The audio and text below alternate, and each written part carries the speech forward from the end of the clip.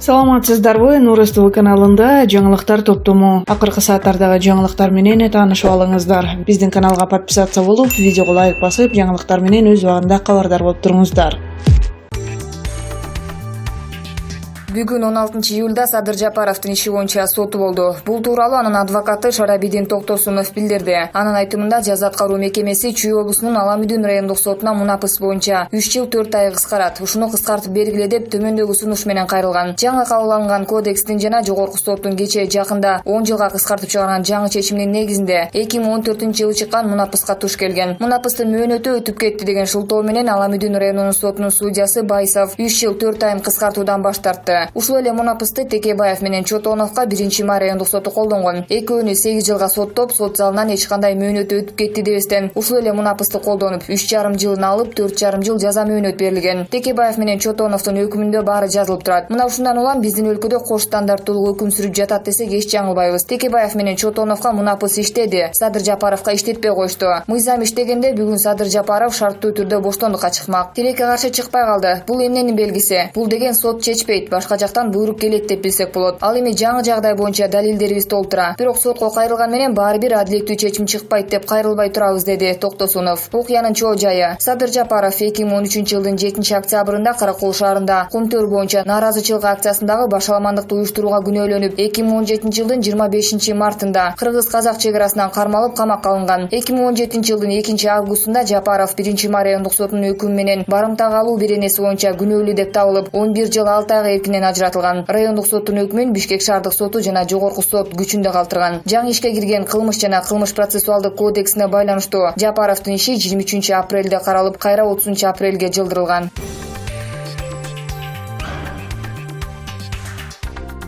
Жогорку сот Ата Мекен партиясынын түрмөдөгү лидери Өмүрбек Текебаев жана мурдагы элчи, экс-министр Дүйшөнкул Чотоновдун ишин жаңы ачылган жагдайларга байланыштуу кароону 21-августка жылдырды. Жогорку кеңештеги Ата Мекен фракциясынын лидери Алмамбет Шыкмаматовдун айтымында судья жараяндын жылышын, иштин көлөмү чоң экени менен түшүндүргөн. Бүгүнкүгө белгиленген соттук териштирүүгө партиянын айрым мүчөлөрү, жогорку кеңештеги Ата Мекен фракциясынын депутаттары, аталган партиянын айрым мүчөлөрү, айыпталуучулардын жакындары киргизилип, журналисттер менен айрым тарапкерлер киргизилген жок. Өмүрбек Текебаев менен Дүйшөнкул Чотоновдун кылмыш ишин жаңы ачылган жагдайлардын негизинде кайра кароону юристтер буга чейин да өтүнүп, бирок мурдагы сот өкүмдөрдү өзгөртүүсүз калтырган. Ага чейин 2018-жылы да юристтер ишти жаңы ачылган жагдайлардын негизинде кайра кароо тууралуу өтүнүч жиберип, башкы прокуратура аны аткаруудан баш тарткан. Текебаев саламаттыгына байланыштуу 31-майда номер 47-колониядан ооруканага которулган. Учурда ал Мирсаид Мирахимов атындагы улуттук кардиология жана терапия борборунда дарыланып жатат. Эки саясатчы 2017-жылдын башында орусиялык жаран Леонид Маевскийдин $1 миллион пара алган деген көрсөтмөсүнүн негизинде коррупция беренеси менен айыпталып, ар бири 8 жылдан түрмөгө кесилген. Экөө тең муну саясий куугунтук катары баалашкан. Тарапташтары Маевскийдин көрсөтмөсү жалган экенин далилдеген жаңы жагдайлар бар экенин билдиришкен.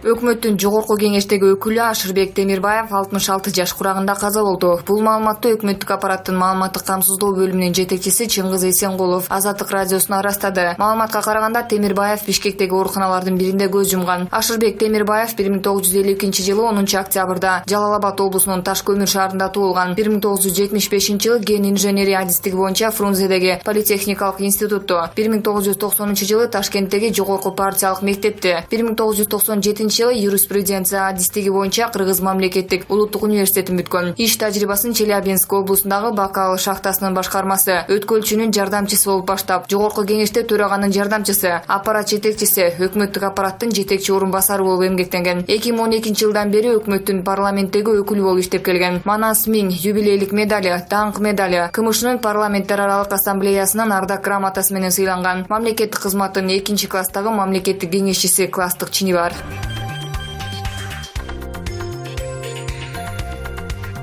Чаткал районунун Канышкай айылында Сооронбай Жээнбеков премьер-министр болуп турганда убада берген спорт залдын курулушу баштала элек. Бул тууралуу өкмөттүн облустагы өкүлү Кыянбек Сатыбалдиев райондун эли менен жолугуп жаткан учурда айыл тургуну Тынарбек Сапарбек уулу билдирди. Анын айтымында 2 жыл мурун ошол кездеги өкмөт башчы Сооронбай Жээнбеков Чаткалда эл менен жолугушкан учурда тургундар бул аймакта спорт комплекси жоктугун айтып кайрылышкан. Ал киши биздин суранычыбызды орундатып, спорт комплексин курууга көмөк берүүгө убада берген. Андан бери комплекс кичирейип залга айланып, ошол бойдон курулуштан дайын жок. Президенттин жалпы элдин алдында айткан сөзү аткарылбай калды, деди Сапарбек уулу. Облустук капиталдык курулуш башкармалыгы билдиргендей, Канышкыя айылындагы спорт залдын курулушуна 30 миллион сомго тендер жарыяланып, 20 миллион сомго бир компания утуп алган. 2 жылдан бери аны каржылоо токтоп турат. Облус жетекчиси Кыянбек Сатыбалдиев бул маселе менен тийиштүү тараптарга кайрыларын билдирди.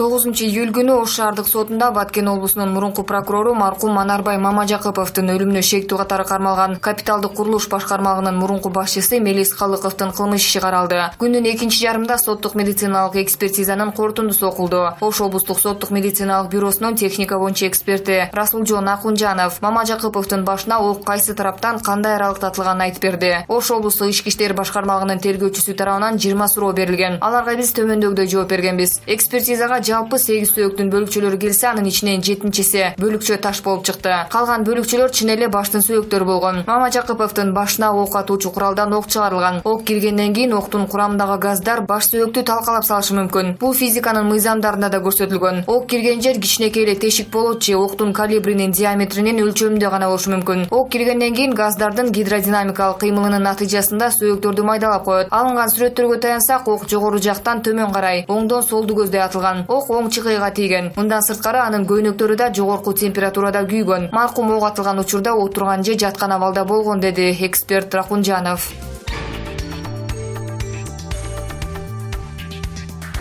Олег Панкратов президенттин кеңешчиси болуп дайындалды. Тийиштүү жарлыкка Сооронбай Жээнбеков бүгүн 16-июлда кол койду. Бул тууралуу президенттин басма сөз кызматы билдирди. Олег Панкратов 1969-жылы 1-январда Жалал Абад шаарында туулган. Жогорку билимдүү 1992-жылы педагогикалык институтту физика, информатика жана эсептөө техникасы адистиги боюнча аяктаган. Ал эми 2002-жылы Кыргыз улуттук университетинин юриспруденция бөлүмүнөн билим алган. Эмгек жолу 1999-2006-жылдары Ишкерлер союзу коомдук бирикмесинин төрагасы, 2006-2013 жылдары Бизнес право инфо ишканасынын директору, 2010-2013 жылдары экономикалык жөнгө салуу министринин орун басары, 2013-2015 жылдары өкмөт башчысынын кеңешчиси, ЭАЭП жана бажы биримдиги боюнча адис, 2015 жылдын май айынан ноябрына чейин экономика министри, вице-премьер-министр, 2018 жылдын 20 апрелинен тартып 2019 жылдын май айына чейин экономика министри болуп иштеген.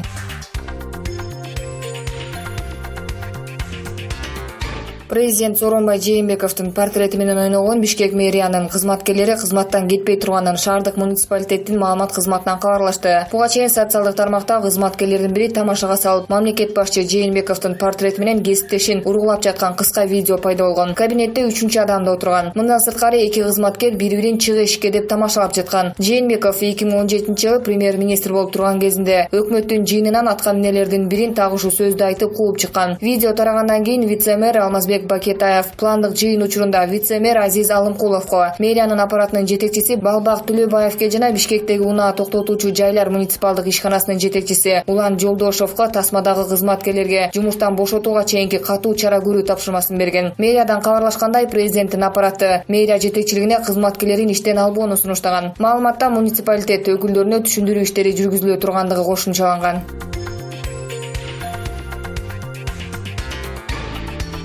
Алмазбек Атамбаев Владимир Путин менен телефон аркылуу байланыш боюнча суроону жоопсуз калтырды. Бул тууралуу ал кечээ Кой Таш айылындагы үйүндө билдирди. Ал Россия президенти Владимир Путин менен бажы кызматынын мурдакы төрагасы Андрей Белянинов эски достор экендигин белгилеп өттү. Бирок алар менен акыркы жолу качан сүйлөшкөнүн айткан жок. Мен бул тууралуу айта албайм, анткени айрым нерселерди айтканга болбойт. Алар менин эски досторум. Андай достор менде Россия жана Түркияда көп, деди ал.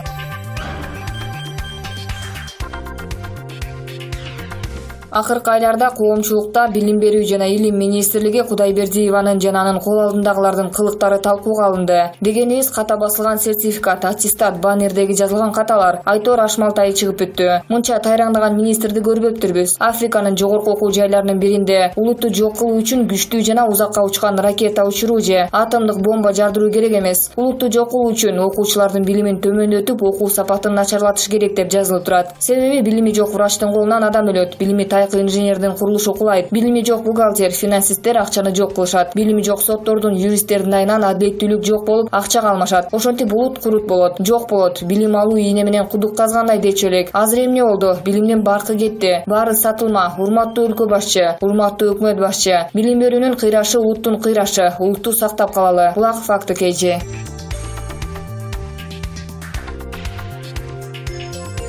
Алмазбек Атамбаевди 2 жолу суракка чакырып, бирок мурдагы президент экөөндө тең барган жок. Мекеме Атамбаевге биринчи чакырууну 8 июлда, экинчисин 10 июлда жиберген. Кой таштагы үйүнүн алдында тарапташтар менен жолугушкан Атамбаев суракка барбай турганын айтып, буга азыркы бийликке ишенбестигин жана мыйзамсыз иштери болуп жатканын жөө келтирди. Айылчы Сарбаев селепчи: азыр бул боюнча бир нерсе деп айтыш кыйын. Бизде ушул күнгө чейин башаламан болуп келип, бүгүн эле мыйзам иштеген өлкө болуп калган жокпуз да. Финансист катары акча капиталын чогултуунун 14-кылымдагы жапайы же мыйзамсыз жолдору жүрүп жатат деп айталам. Ийимдин ичинде эмне деген ой бар? Кандай ишке барат? Бир Кудай өзү эле билбесе, менимче өздөрү деле билбесе керек. Айтор будуң чаң заман. Жолборс Жоробеков, коомдук ишмер: коркконго кош көрүнөт деген сөз азыркы учурда Атамбаевге тийиштүү сөз болуп турат. Атамбаев жок жерден эле коркуп жатат. Өзү президент болуп турган кезде укуктук мамлекет куруш керек, мыйзам менен жашаш керек деп айтчу эмес беле? Өзүнүн убагында Текебаев баш болгон. Бир топ саясатчыны буйдалап эле каматып салбадыбы? Элди да өзүндөй көрүп жатат. Барып ар бир суроого жооп бериши керек болчу. Менин жеке оюмча бир күндө эле камап койбойт. Бул процесс көпкө созулат. Ал учурда Атамбаев өзүнө өзү кол салат же жинди болуп калганга чейин барат. Анткени анын тантырак, чалдык уйду сөздөрү кийинки кадамын тастыктап коюп жатат. Ошол себептен мен акыркы күндөрү Атамбаев жөнүндө пикир айткандан оолак болуп калдым. Клара Сооронкулова, юрист: процесстин ар бир катышуучусу сөзсүз түрдө тергөөнүн талабын аткарышы керек экендиги мыйзамда көрсөтүлгөн. Эгер ага баш ийбесе, мамлекеттик органдардын мажбурлап болсо да алып келүүгө укугу бар. Акылбек Чапаров, Жогорку Кеңештин депутаты: Кыргызстандын жараны болгон соң ал өлкөнүн мыйзамдарын сакташы керек, баш ийиши керек. Эгер мыйзамга баш ийбесек, кимге баш ийебиз? Анын үстүнө Атамбаев 6 миллион элдин оор жүгүн мойнуна алып өлкө башкарса, анан үлгү болуш керек болчу. Өзү мыйзамга баш ийгиле деп ошонун гаранты болду. Азыр туура эмес болуп атат. Сен каалайсыңбы, каалабайсыңбы, мыйзам иштей берет. Эми бийлик мыйзамды сактап, дагы бир чакыруу жиберип, болбосо сотко кайрылып өз ишин кыла бериши керек. Арстан Алай Абдылдаев, ишкер: тергөөчүнүн чакыруусунан эле качып кутулбайт Атамбаев. Жеген ичкенин кусуп, чет өлкөгө алып чыгып кеткен алтынын, долларларды, карапайым элдин ырыскысын берип кутулуусу керек. Улук элдин улуу жолуна жолтоо болду. Досун, жакындарын бийликке алып келгендиги үчүн да, Кудай алдында да, карапайым элдин алдында да күнөөлүү. Камайт Атамбаевди. Эгер камай албаса, бийликтин алсыздыгы. Гүлмира Шаршеева, Булак факты KG.